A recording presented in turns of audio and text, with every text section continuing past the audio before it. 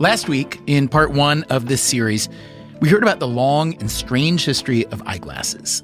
What we often see in early art are representations of the devil wearing spectacles. And we learned how today, the $150 billion eyewear industry has one dominant player, a French-Italian conglomerate called EssilorLuxottica. They have full control over prices, and that's just a license to mint money for them. We also heard how challengers like Warby Parker are trying to change the economics of the industry.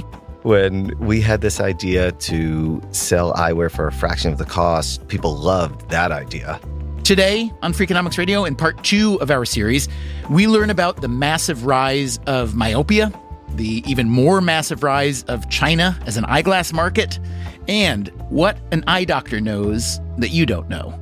I always tell people, you don't compromise on parachutes or eyeglasses. Oh yeah, one more thing. We ask whether intense consolidation in an industry like eyewear could be a threat to democracy itself. If people feel that a tiny group of consolidated industries and their beneficiaries make all the money, it tends to create a lot of widespread anger. The surprising economics of the eyeglass industry, part two, beginning now.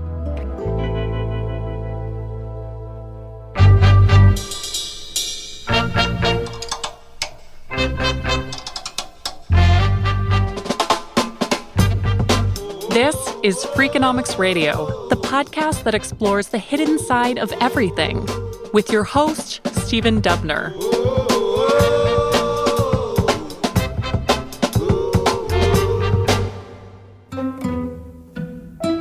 Tim Wu is a law professor at Columbia.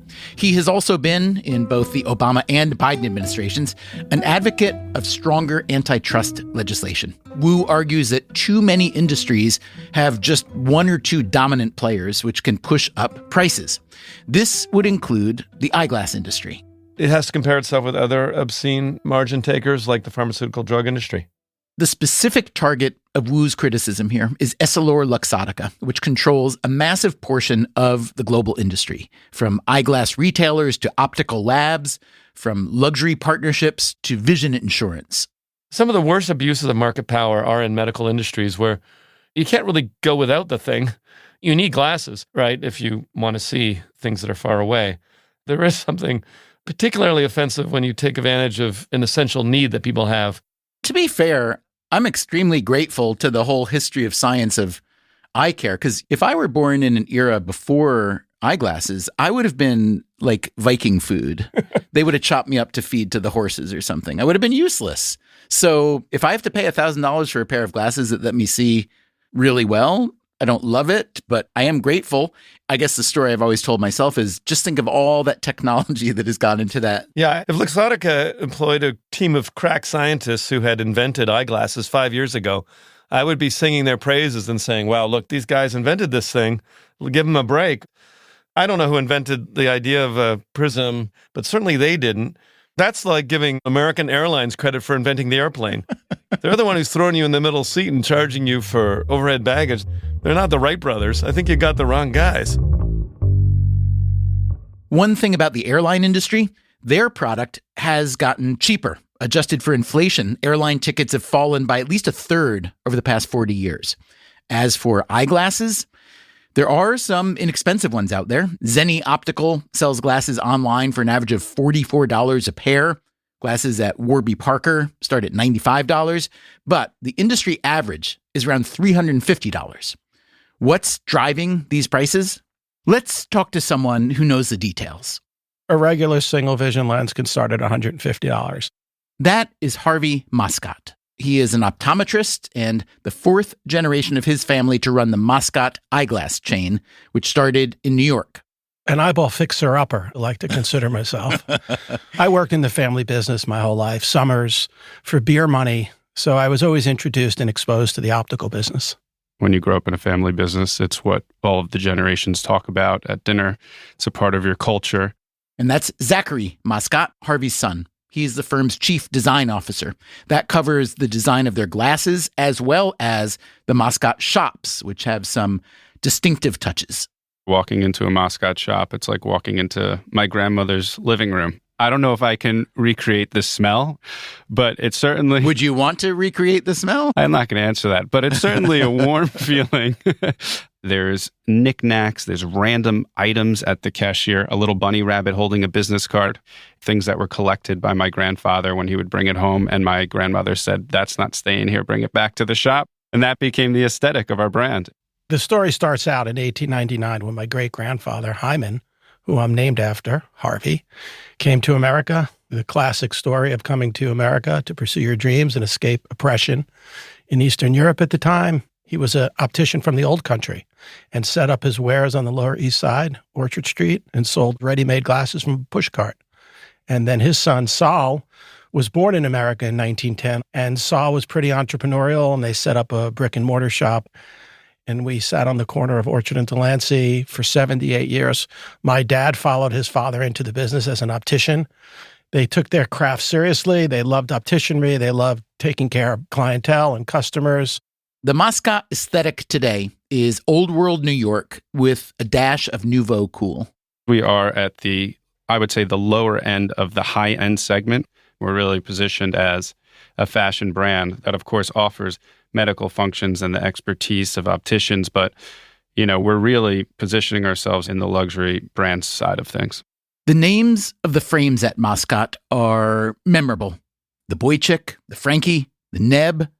Their best-selling frame, worn by David Beckham and Johnny Depp and Rashida Jones, is called the Lemtosh. I asked where that name came from. It was actually a made-up family word, kind of like a Yiddish slang that they would use when picking on one another. You're such a Lemtosh. Stop being a Lemtosh. We never take ourselves too seriously, Stephen, and we like to have fun. And these were just words that were used in the family that I heard growing up. So what is it about the Lemtosh that makes it universally appropriate, or so widely appropriate at least? Can you describe, whether it's the shape, the textures, the way it sits, just what is it about that frame? It's the perfect balance of square and round. It is not perfectly round. It is not perfectly square. Because of that shape, it inadvertently fits super well on different types of noses, or as we call in the industry, bridges. What are you wearing right now, Harvey? I mean, glasses-wise. I am wearing my Lemtosh in a champagne color, which we call flesh. The fact is, while speaking to the Mascots, I too was wearing a pair of Lemtosh frames. I've been a Mascot customer for a few years now, and that's one reason I wanted to hear from them. I started buying my glasses at Mascot not because of how the frames look, although I do like them. I wound up there because the glasses I was getting at other places just didn't work very well. The lenses, they were a little imprecise or had too small of a sweet spot. They scratched too easily. I now told Harvey Mascot my eyeglass history, and I asked him to walk me through the pricing. I don't want to get too technical, but... Nah, I want the technical. Well, we have to start with, are you wearing progressives? I am, yes. And is your prescription over a -4? Yes. Sounds like you're pretty nearsighted. Highly myopic prescriptions with high astigmatic corrections. A lot of competitors have trouble with these more complex prescriptions that we take pride in providing, and we're comfortable doing, and our licensed personnel understand. Do you have Prism? Yes. So once I get into that fairly complicated lens, and also let's say I want my lens to be nice and thin because I don't want it to look like I'm looking through the bottom of a Coke bottle, what does that lens cost? You can add $100, $200 for higher indexes, which is just increased density of the material that makes the lens thinner. You check all the boxes for a very complicated patient and customer that Mascot loves to serve. So you're probably upwards of $1,000. Yes, I am. Yeah. And now, what would you say to someone who hears this and maybe who doesn't wear glasses yet, who might, once they hit 40 or whatnot, and say $1,000 for a pair of glasses? Come on, that's absurd. Well, usually before 40, you don't need progressive, so they won't be that expensive. But if you're over 40, I would say you have two eyes. You want the best possible vision you can get. Vision is a precious sense. You don't compromise on parachutes or eyeglasses. The Mascot brand has been growing, especially over the past decade. They have more than 24 shops around the world, many in the US, but also in Japan, South Korea, and spread around Europe. Compared to Essilor Luxottica, they are a minnow. And for a long time, they didn't even make their own lenses. It was the one piece of the puzzle that we hadn't solved. I personally had done everything in the optical business, from opticianry, optometry, to working with frames. But we would purchase our lenses from various lens vendors, the Essilors of the world. In what form were they? Are they purchased finished, essentially, or are they kind of like a hockey puck that you grind down? They're called finished blanks. You can buy lenses finished, and then you just edge them locally in your lab, which means cutting them to the frame proper size and all of that. The degree of magnification is already set, you're saying? Yeah, the prescription is ground by surfacing equipment that grinds into the surface of the lens, the front and back surface, so that the prescription is accurate. But a couple of years ago, Moscot took a page out of EssilorLuxottica's playbook by incorporating a bit of vertical integration. Instead of buying lenses from a supplier, Moscot started to make their own. It was something that we wanted to migrate to and focus on and learn about. How come? Because at the end of the day, prices were rising. Costs continued to rise. We don't sacrifice on quality. And we would never, for example, buy less expensive screws or wire templates. I think it speaks to the fact that we're control freaks, and not being able to control certain aspects of what you do was bothersome to me. Relying on others to do your work is always problematic for us. So now we surface our own lenses. We don't have to buy them from the Essilors of the world, and we actually grind the prescription in and control it. But it wasn't about profit. It was more about service levels in our shops and controlling the quality of the lenses that we were producing, understanding how they were made, modifying them in a way that would optimize vision for our customers. So you opened this lab just a few years ago, and this is on Long Island, correct? Correct, yes. We started it from scratch, very gray as a result of it. So you're investing in your lens operation. You're investing in expanding around the world, a couple dozen shops. Have you taken any outside money, or is this all Moscot reinvestment? The latter. Credit facilities from banks and our own money. I don't want to sound like your Depression-era great-grandfather, but does it keep you up at night sometimes? Sure. We expand the brand thoughtfully. We do things for the right reasons, not just for hitting targets and numbers. So that's why it's taken us 109 years to have 27 shops.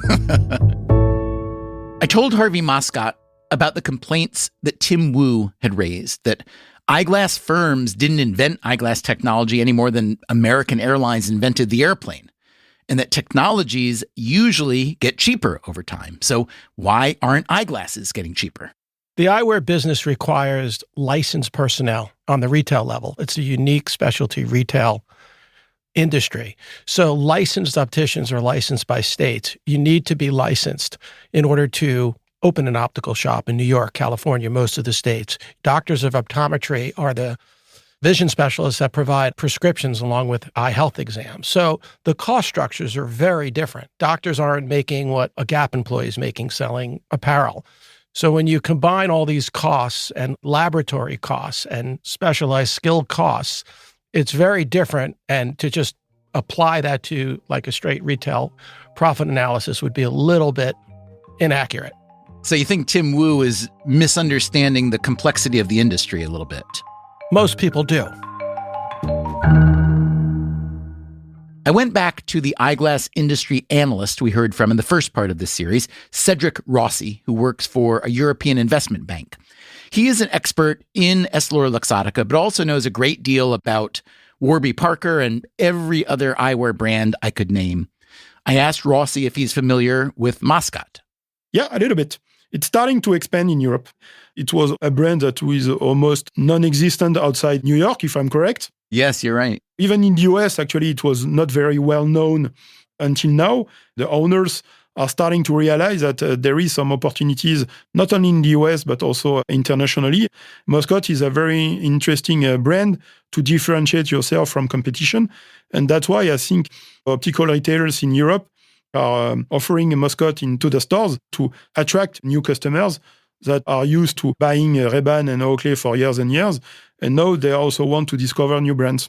If you were Moscot and you're trying to take a relatively small New York retro fashion brand that's not inexpensive, where would you look to expand, particularly in the next 5 or 10 years?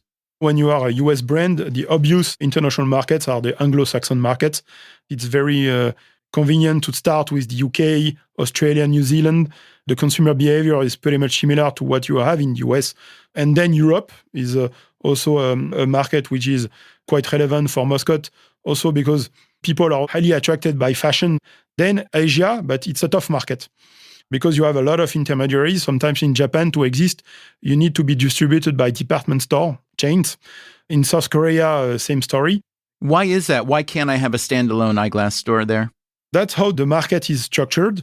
Is it because of the medical component or no? No. Even for luxury companies, when they started to expand in Japan or in South Korea in the 80s, they were distributed into department store chains because it was really hard to just have a freestanding store in a very popular street. Is that because South Korea and Japan, let's say, want to constrain foreign direct investment? They don't want firms to come in and basically manage the real estate. They want to keep the real estate management more local for taxes and ownership and so on? That could be part of the answer, but the other reason is that department store chains own a big chunk of the fashion market. And so if you want to address a new market, it's more convenient to be distributed into department stores because you rely on a distribution that is already well established. Rossi says that everyone in the eyeglass industry is looking to Asia Pacific for the next big growth spurt. He says the most attractive target, especially to a global giant like EssilorLuxottica, is China. China is only 4 to 5% of Essilor sales. As a comparison, China already accounts for more than 20 or 25% of some luxury groups like Hermès or Moncler, for instance. In the optical industry, it's quite difficult to penetrate in emerging markets because to exist, you need to have ophthalmologists and opticians. So does EssilorLuxottica or any other eyewear manufacturer actually fund the education or the business practices of optometrists in these countries? Exactly. They do? Exactly. Essilor and Luxottica open a few schools to train opticians because they know that if they want to develop their business in those countries, they also need to help the local governments create from scratch the eyewear market. And so that's why the Chinese government was highly supportive to the initiative implemented by Essilor and Luxottica at that time, is because the welfare state does not exist in China. And so if they have some Western companies helping to create the local eyewear market, they were highly supportive to these initiatives. Does EssilorLuxottica see that as a cost center or a profit center? They're charging tuition or are they subsidizing or somewhere in the middle? I would say it's even more than that. It's an investment for the long-term growth. That makes sense, doesn't it? That EssilorLuxottica would be willing to invest in schools to train Chinese opticians? Because the Chinese eyeglass market is growing fast and it's growing differently. Coming up after the break, in China, I do see the commercial side moving too quickly. a new treatment for myopia is big business in China right now, and EssilorLuxottica has positioned itself, once again, to take advantage. I'm Stephen Dubner. This is Freakonomics Radio. We'll be right back.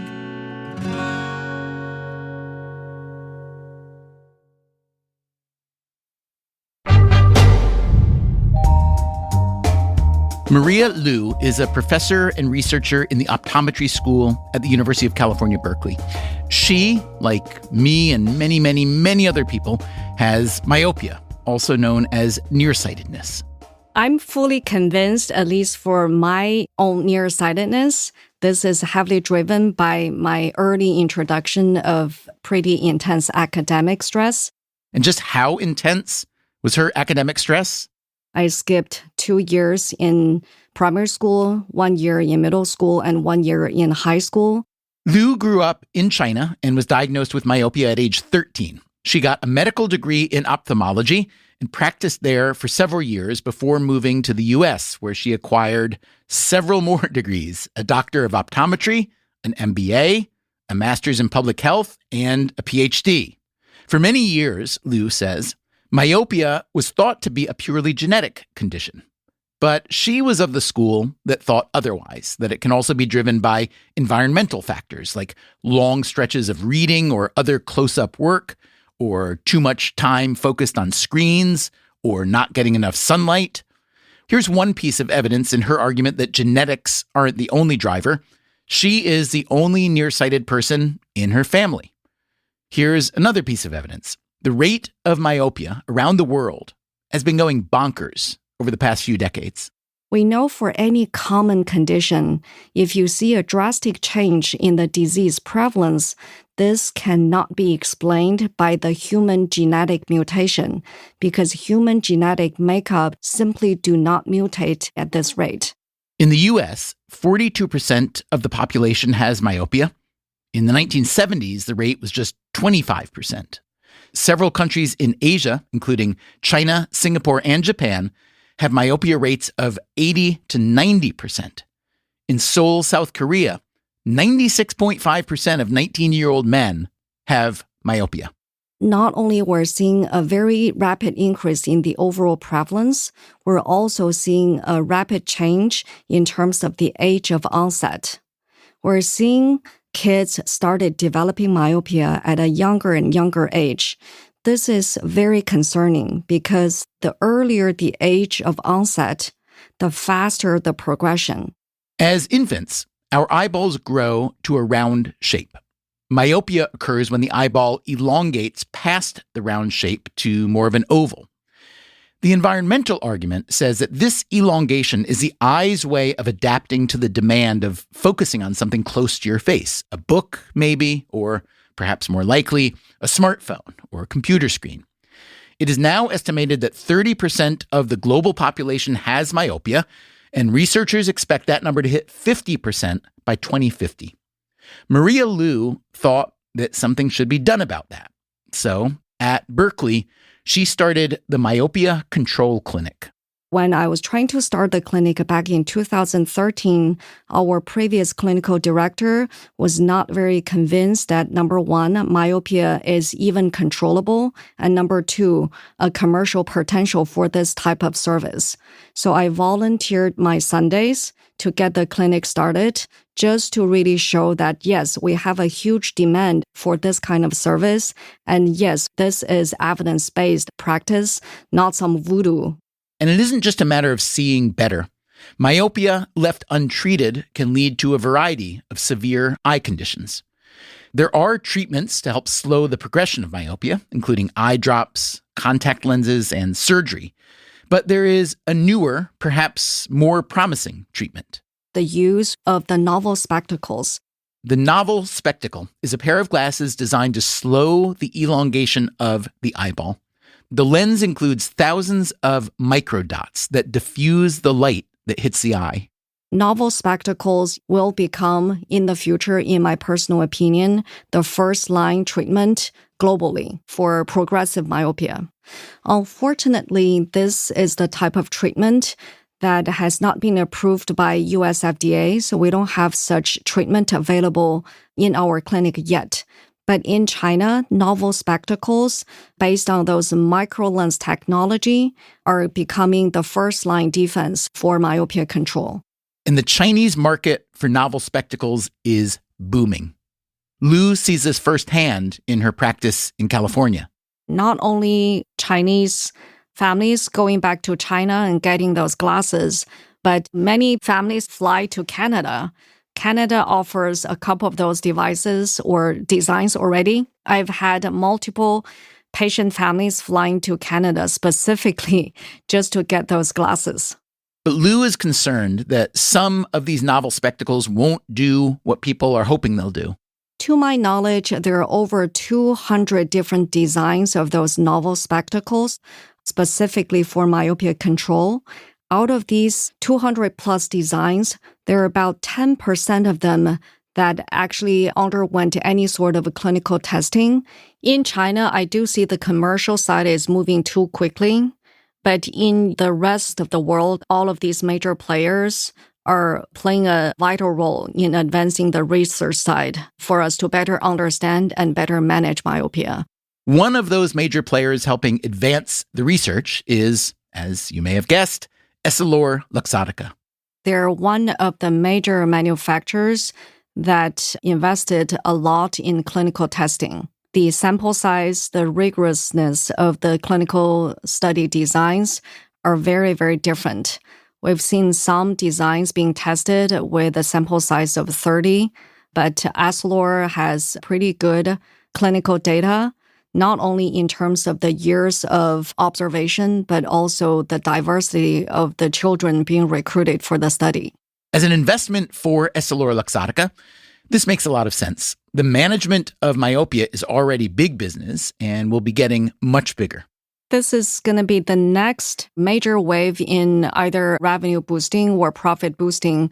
The retail price range for novel spectacles can be anywhere from a couple of $100 up to $1,500 US. EssilorLuxottica's model is called the Stellist. Because of their upfront investment in R&D and clinical testing, Essilor Stellist definitely is on the higher price range. There's another design in the US that's currently making its way through the FDA's approval process. It's called a diffusion optics technology lens, or DOT. It is a joint venture between the American firm Cooper Vision and EssilorLuxottica. Interestingly, the two designs, the Stellist versus the DOT design, are based on very different design principles. And so they are not just a copycat of one another. So it's good to see novel spectacle industry offering designs based on different principles so that in case a patient is a non-responder to one design, we may be able to try a totally different design rather than trying another copycat. And how does Lou feel about the relatively high cost of novel spectacles? So the question is, do I see a high price of these novel spectacles justifiable? I would say yes and no. The yes part is to manage pediatric myopia, even just simply with glasses, it takes a lot more chair time for the practitioners to explain why we're prescribing those devices, how frequent we need to see your child back, and there are a lot more auxiliary testing that's required to accurately evaluate the safety and the efficacy of the treatment. In the US, we're able to charge more for the service fee, but in China, there is no way the doctors can charge for their chair time. So all of the time they spend in patient and parent education in making sure these devices are properly used are built into the overall cost of the lenses. In China market, a lot of the manufacturers are still very profit-driven. It's not evidence-based, and it's causing confusion more than helping the advancement. And how about the US market? We've had patients asking for novel spectacles on a daily basis. So it's whoever is doing the most heavy lifting, being the first product approved in US market, certainly deserve to have the momentum, at least for the first 2-3 years. And a lot of that heavy lifting has been done by EssilorLuxottica. I really respect their effort in trying to help on the more basic research side, not just something that's immediately translatable to commercial profit. And so, on balance, Maria Liu believes that EssilorLuxottica is a force for good in the fight against myopia, using the billions of dollars they earn selling Prada and Chanel branded glasses, by selling Ray-Bans and Oakleys, to invest in new optical treatments. But again, we are living through an era of capitalism where consolidation is the norm. So, is it a problem that one player in the eyeglass industry has so much global leverage? Tim Wu says yes, and not just for the reasons you may think. That's coming up after the break. I'm Stephen Dubner, and this is Freakonomics Radio.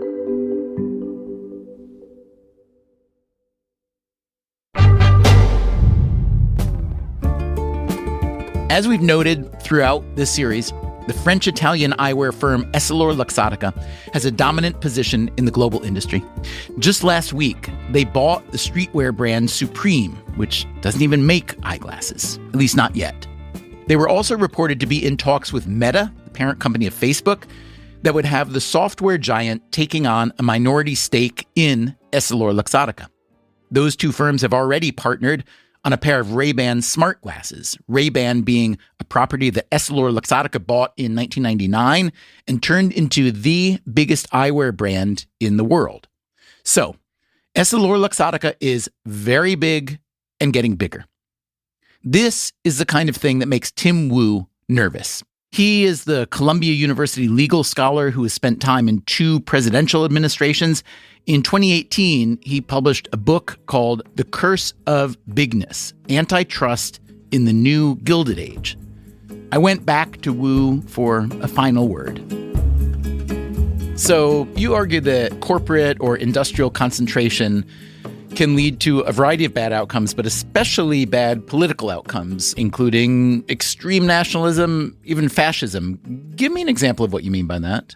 I think the real road to serfdom often goes through unmanaged aggregations of private power. And what I mean by that is if you have no active anti-monopoly policy, if people feel that a tiny group of consolidated industries and their beneficiaries make all the money, it tends to create a lot of widespread anger, particularly if there's an economic crash. I think our best example is the 1930s, where there was a ton of anger, obviously, after the crash of the world's economies.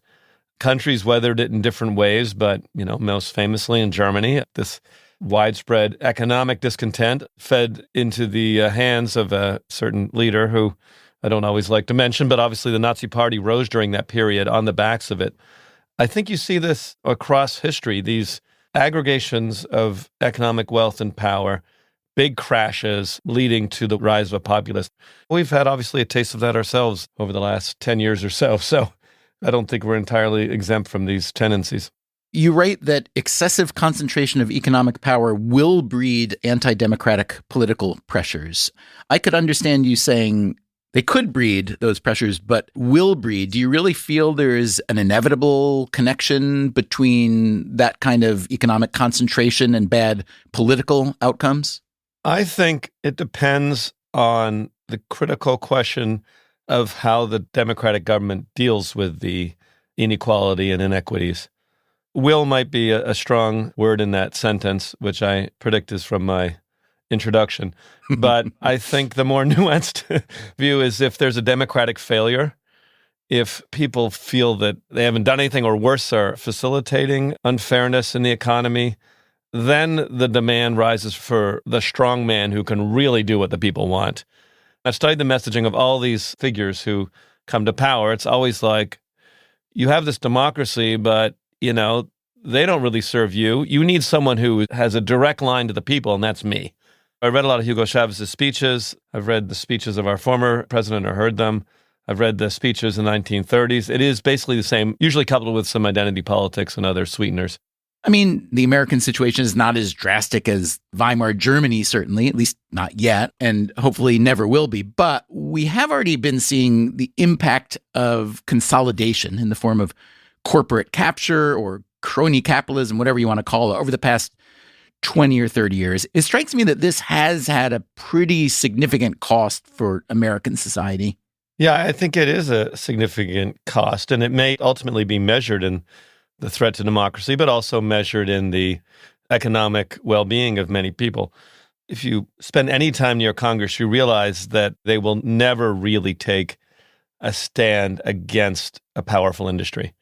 I mean, in the last 20 years, you can count on the fingers of one hand the times they've done something that industry really doesn't like. And that was, including after a major economic crash. I agree we're not obviously where the 1930s are, but, in some ways we're a more stable country. Other countries have already flipped. I mean, I don't know what Hungary is going to be like, or many other countries all across Central America, but if you haven't noticed, authoritarianism, dictatorship is on the rise. And I think it's almost always played on the back of, the democracy failed. But yes, it's a huge cost to the American situation to have corporate control of government. Do you think that the eyeglass industry is important enough to worry about consolidation posing an actual danger to democracy? I wouldn't put it that way. I'd put it in combination with a lot of other frustrations that people feel. The eyeglass industry is a somewhat small but potent symbol of what happens when you allow corporate consolidation to get out of control. Obviously, it's not the largest industry in the country, and it's not Google or Amazon, but it is literally in your face or on your face. It's kind of a test case of an industry which has been allowed to buy most of its competitors. Luxottica has been allowed to vertically integrate itself both in the manufacture of lenses and in retail and also insurance, and therefore find itself in a market position where it can regularly charge margins that would make even Apple computers jealous. What do you think of Tim Wu's argument that the kind of dominance exercised by EssilorLuxottica is a threat to democracy? Or what do you think about anything else you heard in this series? I'd love to hear from you. Our email is radio@freakonomics.com. Coming up next time on the show, if modern capitalism is a problem, how about this as a solution? Time is an interesting commodity. I'm like, why are people not talking about it? You can imagine it being a time barter system on steroids enabled by modern technology. Are we at the point where time dollars can challenge real dollars? That's next week on the show. Until then, take care of yourself. And if you can, someone else too.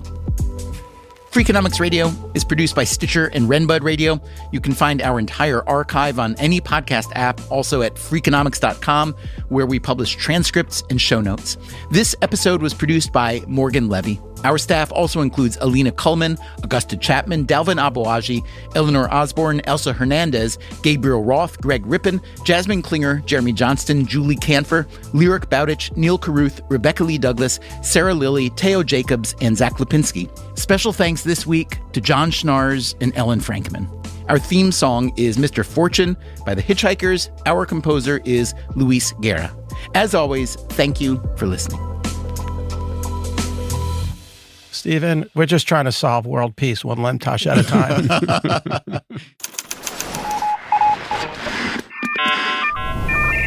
The Freakonomics Radio Network, the hidden side of everything. Stitcher.